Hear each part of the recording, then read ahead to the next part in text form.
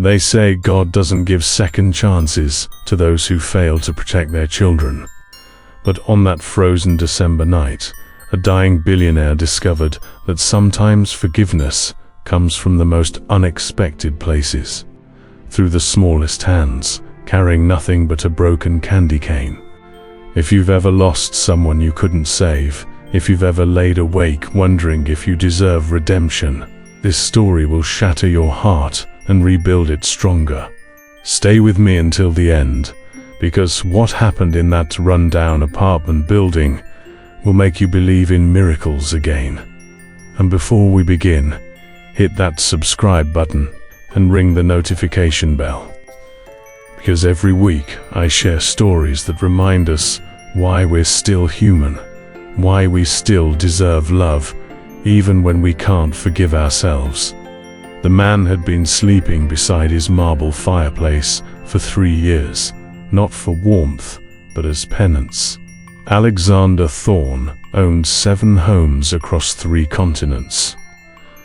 But he slept in the same chair where he'd last held his son Daniel, where he'd promised the 7-year-old they'd build snowmen in the morning. A morning that never came because Alexander had chosen a business call over driving his family himself. Had let them take the car alone into the blizzard that would swallow them whole. The legend, whispered through generations, said that on Christmas Eve, if your repentance was true, if your heart was genuinely broken, someone would hear your prayers. Alexander had stopped believing in legends the day he identified 2 bodies in a morgue that smelled of antiseptic and shattered dreams. But tonight, December 23rd, something was different. Tonight, his prayer would be answered by a 5-year-old girl who didn't know his name, didn't know his billions, didn't know anything except that he looked like someone who had forgotten what Christmas meant. The December wind howled a mournful song against the thin glass of the apartment window. Each gust a reminder of the warmth that was missing from their lives. Inside, Clara wrapped a threadbare blanket tighter around her daughter. Leia, whose small body was racked with a persistent coughing fit. The air in the room was sharp with the cold, the only heat coming from a single flickering candle on the chipped wooden table, its golden light casting long, dancing shadows on the peeling wallpaper. The scent of pine from a single salvaged branch Leia had insisted on hanging was a desperate, cheerful note in a symphony of sorrow. Clara's heart ached with a familiar, hollow rhythm. It was the rhythm of loneliness, of fear, of the crushing weight of being the only one. A widow at 28, with a sick child and a purse that held more lint than coins. She looked at Leia's pale face, framed by a halo of blonde curls that seemed to have lost their golden shine in the dim light. Each cough was a twist of the knife in Clara's soul. She whispered a silent prayer, a plea for a miracle, for just a little bit of warmth, a little bit of hope. Clara's hands trembled as she counted the remaining bills in her worn wallet for the 3rd time that evening. $14.37. The rent was due in 5 days, and even with the grace period her landlord had reluctantly given her, she was short by nearly $300. The pharmacy bill for Leia's medicine sat unpaid on the counter, a stark white reminder of choices she couldn't afford to make: heat or medicine, food or rent. These were the calculations that consumed her days, the mathematics of survival that left no room for dreams. She looked at her daughter, bundled in layers of clothing because the heating had been turned off 2 weeks ago. Leia's brave smile, even through her illness, broke Clara's heart in ways she couldn't express. The little girl never complained, never asked why their apartment was so cold when other children's homes were warm, never questioned why Christmas this year would be nothing but that salvaged pine branch and perhaps a single gift. Clara had hidden away, purchased months ago when she still had her cleaning job at the hotel. The memory of losing that job still stung with fresh humiliation. She had asked to leave early one evening when the school called about Leia's fever. Her supervisor, a woman with perfectly manicured nails and no children of her own, had given her an ultimatum: the job or the sick child. Clara had chosen without hesitation, but the consequences had been devastating. 3 months of searching had yielded nothing but closed doors and apologetic rejections. Too qualified for some positions, not qualified enough for others, and always the unspoken concern about her reliability as a single mother with a sick child. Miles away, in a world of heated leather and silent engines, Alexander Thorne felt nothing. The city lights blurred into a meaningless watercolor of red and white outside his tinted windows. He was a man encased in ice, a fortress of grief and success that kept the world at bay. 3 years ago, a blizzard much like this one had taken his wife, Emily, and their 7-year-old son, Daniel. The accident had carved out a space inside him so vast and cold that no amount of money, no business deal, no superficial relationship could ever fill it. He was a CEO, a titan of industry, but inside he was just a father who couldn't protect his family. The details of that night played in his mind on an endless loop, a torture he had constructed for himself and refused to escape. He had been on a conference call, closing a deal worth $40 million, when Emily had asked if he could drive them to her mother's house. The roads were getting bad, she had said, her voice holding a note of concern that he had dismissed with practiced ease. "Take the car," he had told her. "I'll catch up later. Just this one call." That one call had lasted 2 hours. By the time he had finished, by the time he had celebrated with his team over champagne he couldn't taste, Emily and Daniel were gone. The police had found the car wrapped around a tree on a back road, the blizzard having transformed familiar streets into a deadly maze. They said it was quick, that they hadn't suffered, but Alexander knew those were just words people said to make the unbearable slightly more bearable. Nothing could make it bearable. His driver navigated the slick streets with practiced ease, but a sudden, violent skid on an unseen patch of ice sent the expensive sedan sliding into a snowbank with a sickening crunch. The engine died. For a moment there was only the sound of the wind and the soft hiss of snow settling on the car. Annoyance, cold and sharp, pricked at Alexander's numbness. He was supposed to be at a gala, a sea of smiling faces and clinking glasses that he had no desire to join. He stepped out of the car, the biting wind immediately piercing his expensive wool coat. The driver was already on the phone calling for a tow truck, his voice apologetic and concerned. Alexander waved him off, suddenly needing to be alone, needing to walk, to feel something, even if it was just the bite of winter wind against his face. He saw a small, old apartment building nearby, a single window glowing with a soft, inviting light. Something about that light, a tiny beacon in the overwhelming darkness of the storm, pulled at him. It was a warmth he hadn't felt in years, a ghost of a feeling. It reminded him of coming home from school as a child, seeing his mother's light in the kitchen window, knowing that inside was safety and love and the smell of dinner cooking. Before his father had turned their home into a cold showcase of success, before work had consumed everything warm and human in their lives, Clara had run down to the small lobby to check the mail, a futile hope for a check that never came. The mailbox was empty, except for another overdue notice, this one from the utility company, threatening final disconnection. She crumpled it in her fist. blinking back tears she couldn't afford to shed in front of Leia. The little girl needed to see strength, needed to believe that her mother could fix everything, even when Clara was drowning in the certainty that she couldn't. Leia, bundled in every blanket they owned, trailed behind her, her little hand clutching the fabric of her mother's worn coat. That's when they saw him, a man standing in the doorway, shaking snow from his impeccable coat, his face a mask of cold frustration.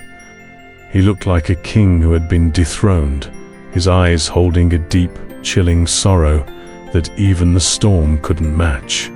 Leia, with the fearless intuition of a child, stopped. She looked at the tall, imposing man, at the lines of pain etched around his eyes. And she saw something her mother couldn't see yet. She saw someone who was hurting in the same way her mummy hurt when she thought Leia was asleep. When she would cry quietly in the bathroom, with the water running to muffle the sound. She tugged on her mother's coat. "Mama," she whispered, her voice raspy from the cough, "that man is sad like you." Before Clara could stop her, before she could pull her daughter back and hurry them both upstairs to the safety of their cold apartment, Leia walked towards him.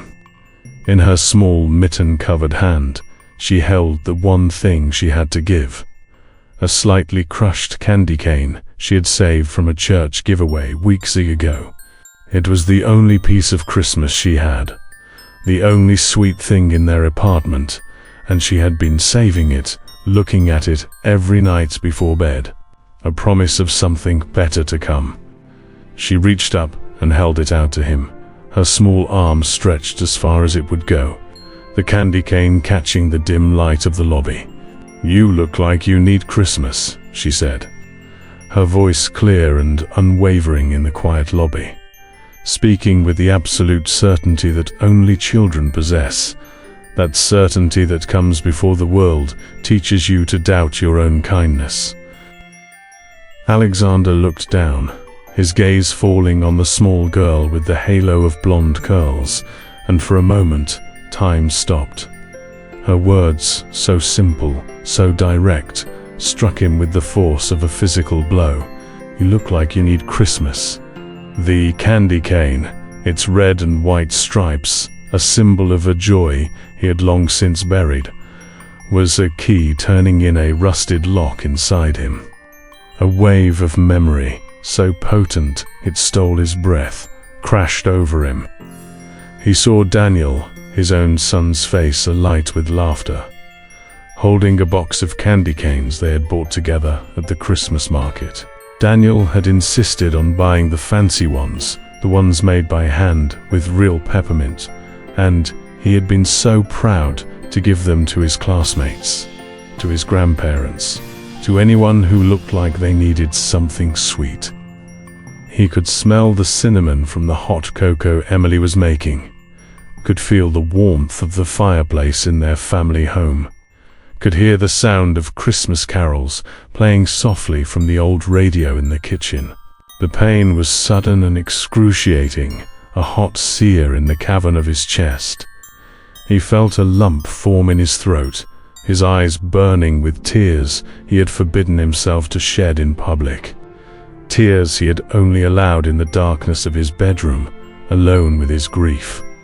He had to turn away, blinking rapidly, fighting against the silent tears that threatened to betray him.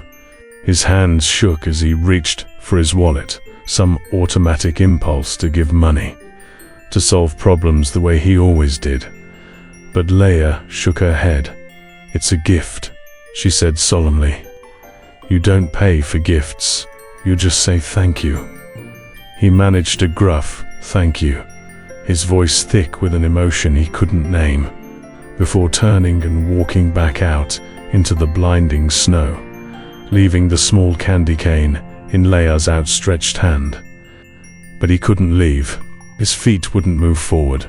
He stood there in the doorway, snow accumulating on his shoulders, his hand gripping the door frame so tightly his knuckles turned white.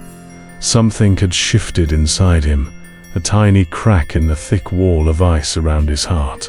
Through that crack, something warm and terrible and beautiful was seeping in, and he was terrified of it, terrified of feeling anything after 3 years of carefully maintained numbness. He turned back slowly, and Clara was still standing there, her hand on her daughter's shoulder, both of them watching him with identical expressions of concern. "I'm sorry," he said, and his voice broke on the words, "I'm sorry. Your daughter, she reminded me of someone, of a time when things were different."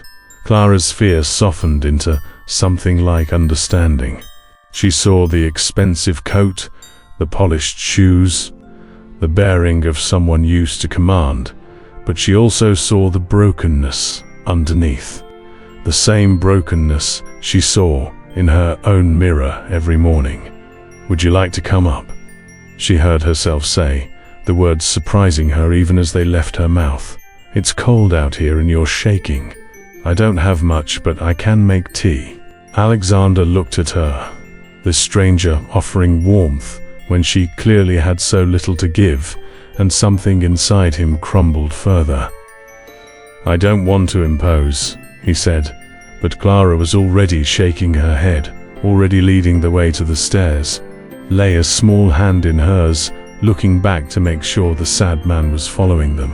The apartment was even smaller than Alexander had imagined from the outside, a single room that served as kitchen, living room, and dining room, with a curtained alcove that must have been where they slept.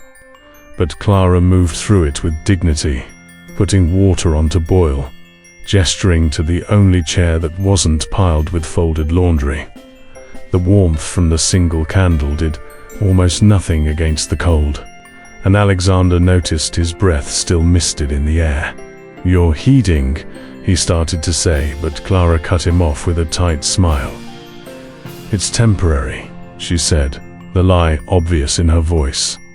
"Just until I sort some things out." She busied herself with tea bags and mismatched mugs, her hands moving with practiced efficiency, and Alexander sat in the chair, feeling more out of place than he had ever felt in his life.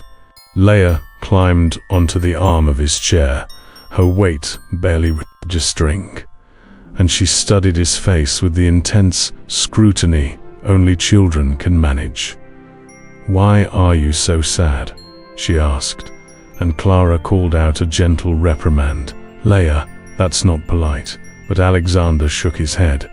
"It's all right," he said, looking into those blue eyes that held no judgment, only curiosity. "I'm sad because I lost someone very important to me. Someone I loved very much." Leia nodded, as if this made perfect sense. "I lost my daddy," she said matter-of-factly. "He was sick, and then he went to heaven.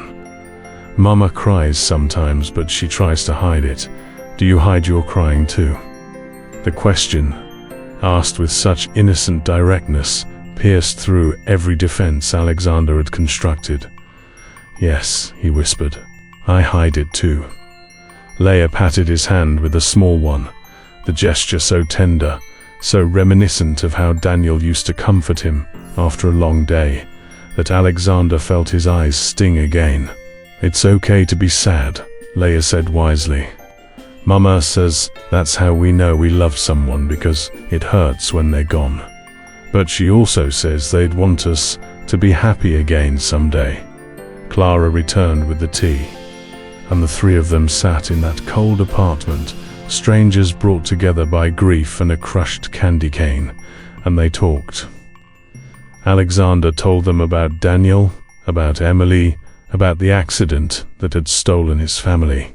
Clara told him about Marcus, about the long illness, about the medical bills that had consumed their savings and left her alone with a daughter to raise. They talked until the candle burned low, until Leia fell asleep on Alexander's lap, her small body finally warm and relaxed. And in that moment, sitting in that freezing apartment with this woman he had just met and her sleeping child, Alexander felt something he hadn't felt in 3 years. He felt needed. He felt like he might have a purpose again. In the following days, Alexander found himself haunted by the child's face, by her innocent act of kindness, by the memory of Clara's dignity in the face of obvious hardship. He couldn't shake the image of the small, cold apartment, the desperate flicker of the candle, the way Leia had shivered even under all those blankets. Using his resources, he discreetly found their apartment number, learnt about Clara's situation, about the job she had lost, about the bills piling up. He couldn't go back there, not yet. The emotions were too raw, too overwhelming. But he could help. He had to help. For the first time in 3 years, he had something to do besides sit in his chair by the fireplace and wait for absolution that would never come. He started small, anonymously. A phone call to the utility company, and their heating bill was paid in full for the entire winter. He made it clear it was to be done quietly, no fanfare, no identification of the benefactor. The next day, a delivery truck made a mistake, leaving several large boxes of groceries at their door. Inside were fresh fruit, vegetables still crisp and colorful, warm soup in containers that just needed heating, bread that smelled like it had come from a real bakery, and a bottle of children's cough medicine that cost more than Clara made in a week at her old job. Tucked inside one of the boxes was a small bundle of cinnamon sticks, their spicy scent filling the small apartment with a warmth that felt like a prayer, like someone somewhere was thinking of them. A few days later, while Clara and Leia were out, a handyman hired by a concerned relative arrived and replaced their drafty window, sealing out the biting wind that had made every night an ordeal. He also fixed the radiator that hadn't worked in months, checked the electrical outlets that had been sparking dangerously, and replaced 2 light bulbs that had burned out weeks ago. Simple things that Clara hadn't had the money or time to address. Alexander watched from a distance, a silent guardian parking his car down the street where he could see their window. His heart tightened with a strange, unfamiliar feeling each time he saw their light glow a little brighter. Each time he imagined Leia sleeping warm instead of cold, Clara sleeping deeply instead of jerking awake every hour to check on her daughter. He had his assistant research every detail, every need, and he addressed them all, one by one, like he was managing a project. Except this project mattered more than any deal he had ever closed. But Clara was not just grateful, she was terrified. Who was doing this? The kindness felt like a threat, a chain wrapping around her independence. She'd always prided herself on surviving on her own terms, on never owing anyone anything, on making her own way, even when that way was hard. This anonymous charity felt like a debt she could never repay, a shadow that loomed over their small life, and worse, it felt like someone was watching them. Someone with power and resources she couldn't match. Her fear grew with each unexplained gift, each mysterious improvement to their apartment. Was it someone from her late husband's past? Someone Marcus had owed money to? A loan shark seeking to lure her into a trap? The anxiety became a constant knot in her stomach, making it hard to eat, hard to sleep. She started checking over her shoulder when she walked Leia to school, started jumping at unexpected noises, started seeing threats in every kindness. One afternoon, while tidying, she found a small, glossy business card that had fallen behind the door. It must have been dropped by the handyman. The name on it was stark and powerful, embossed in gold letters that caught the light. Alexander Thorne, Thorne Industries, RKO, a billionaire. She had seen his face in business magazines at the library. in newspaper articles about corporate takeovers and philanthropic donations. Why would a man like that be interested in them? The fear solidified into suspicion. This wasn't kindness, it was something else. Something that felt wrong. Rich men didn't help poor women out of goodness. They wanted something. They always wanted something. Her mind spun with possibilities, each worse than the last, and she couldn't live like this, under the gaze of some powerful, unknown man whose motivations she couldn't understand. That night, she made a decision.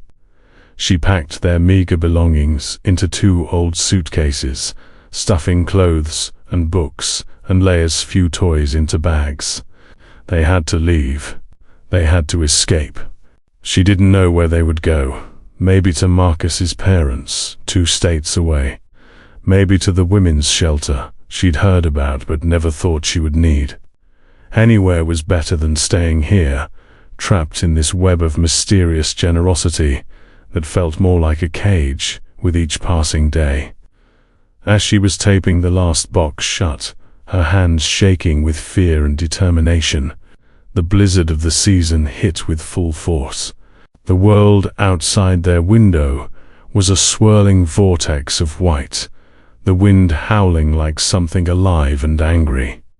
A frantic knock on the door made her jump, her heart hammering in her chest. She looked through the peephole and saw him, Alexander Thorne, standing there, snow dusting his dark hair, his face etched with a desperation that mirrored her own.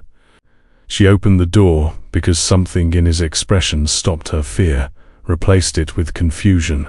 He had heard from the landlord that she was leaving, had come straight from a board meeting without even changing his clothes, still wearing his suit and tie, his expensive shoes soaked through from running through the snow.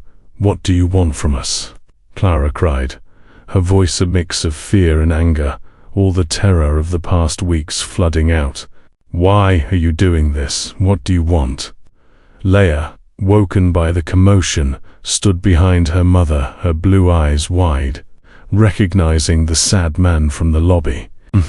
The man who had accepted her candy cane. The confrontation hung in the air, thick with unspoken grief and misunderstanding. The golden light from the single lamp in the room illuminated their faces, a small island in the storm of their emotions. And Alexander looked at Clara, then at Leia, and the fortress he had built around his heart, the walls he had constructed from 3 years of grief and isolation, finally crumbled completely. He couldn't hold it in any longer. The words, the emotions, the crushing weight of guilt and loss that he had carried alone for so long came pouring out. He sank onto the floor, right there by the door, his back against the wall, his face in his hands, and for the first time in 3 years, he didn't cry silently in the dark. He cried with deep, racking sobs that shook his entire body. Sounds of anguish that he had suppressed for so long, they tore out of him like they had a life of their own. "My son, his name was Daniel," he choked out, the words torn from the depths of his soul, each syllable painful. "He was 7 years old, and he loved candy canes. He loved Christmas more than anything. And I let him go. I let them both go because I was on a phone call. A phone call that meant nothing, that changed nothing. And they went out into a storm, and they never came back. He told them everything, the details he had never spoken aloud, not to therapists, not to family, not to anyone. The accident, the blizzard, the moment the police came to his office with their grave faces, the morgue, the funeral, the hollow ache of his existence afterward. He told them about sleeping in the chair by the fireplace because it was the last place he had held his son. About the way nothing tasted right anymore, the way colors seemed muted, the way he moved through his days like a ghost haunting his own life. And then your daughter, He looked at Leia, tears streaming down his face. "She gave me that candy cane, and she said I looked like I needed Christmas, and it was the first time in 3 years that I felt anything at all. The first time I remembered what it was like to feel human." He gestured around the apartment, at the boxes, at the improvements he had made. "I just wanted them to be warm," he wept, his voice breaking. "I just wanted her to be safe. I failed my own son. I couldn't protect him. I couldn't save him. But maybe if I could help you. Maybe if I could make sure Leia was warm and had medicine, and you didn't have to choose between heat and food, maybe that could mean something. Maybe I could be worth something again. I couldn't fail her too," he whispered, the words barely audible. "I couldn't watch another child suffer when I had the power to stop it. I'm sorry. I'm so sorry. I never meant to scare you. I didn't know how else to help. I didn't mean like else to be human again." Clara stood frozen, her anger melting away like snow in sunlight, replaced by a profound wave of empathy that crashed over her with almost physical force. She saw not a powerful CEO, not a threatening stranger, but a broken man. A father drowning in grief so deep and so dark that he had been reaching out in the only way he knew how, trying to save himself by saving someone else.